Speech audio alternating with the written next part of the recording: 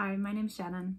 When the pandemic was declared at around this time last year, I was working on growing my business, raising my then 9-year-old son, and caring for my family, which included my 104-year-old grandmother, whom I called Nana. My Nana was then living in a care home in Vancouver. She had been since the wee tender age of 102, when we finally were able to persuade her that having others take care of her might be a nice thing. She was, as you might guess, independent, stubborn. She was feisty. She suffered no fools. She had a sharp mind as well as a sharp tongue. She could swear like a trucker. She was a woman who was married and divorced to the same man, my grandfather, 3 times. She was a woman who claimed to have gotten her pilot's license in her 30s because somebody told her she couldn't, and then never flew a plane again. My son and I would go and visit her every couple of weeks or so before the pandemic, bringing her clothes and books and ice cream and French fries from McDonald's when we could get them there hot. She would allow him to wheel her around way too fast the grounds so that she could show off her grandson and introduce us to her boyfriends. When the pandemic was declared, the care home barred visits. They had to. And so we rediscovered the phone. We tried Skype. She called the tablet that they brought her a moving picture machine and never quite got the hang of it. So we reverted to the phone. And then when finally things eased a little in the summer of 2020, one person from the family was allowed to visit. And so that was me with a mask and a shield and a gown and some gloves, no touching, 6 feet apart.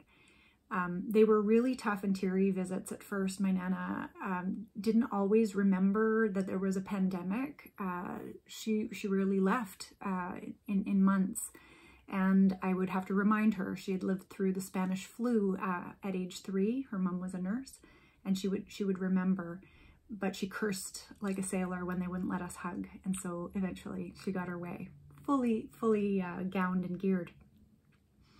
We made do through the summer and the fall, and then a couple of weeks after my Nana's 105th birthday in November of 2020, the care home suffered an awful outbreak, and a few weeks after that, she was diagnosed with COVID-19.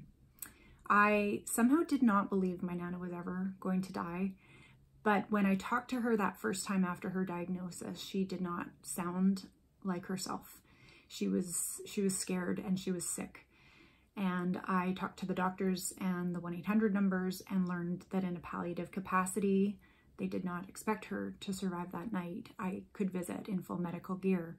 And so with the cautious blessing of my husband and my son, I went with fear in my heart. The normally warm and welcoming care home was sterile and scary to me. There was plastic sheeting outside the rooms, waste bins everywhere. I was shown how to put on and told how to take off what amounted to a disposable hazmat suit, head to toe outfitted. I was able to enter. My Nana was delighted to see me, but very, very sick. She coughed blood at one point, and I handed her a tissue, and we talked about everything from the serious to the silly. It was a touching visit and it was a terrifying visit, and I'm so happy that I had a chance to go and to tell her I loved her and to tell her goodbye. That evening, I received a call from Manuela, one of the most wonderful people I've met in that home, to tell me that my Nana had rallied. She was sitting up, bright, herself talkative, wanting to talk to everybody. And for the next couple of days, her symptoms eased, and we all thought that my Nana might be the first super centenarian ever to survive COVID. I wish that was the ending to the story. I think and talk about my Nana often. We all do. My son just this week looked at me and said, "Oh, poop," like my Nana used to, and then laughed and said, "Oh, Nana." My heart goes out to families who have lost a loved one during this time. Let's remember them and let's tell their stories. Please take care of one another.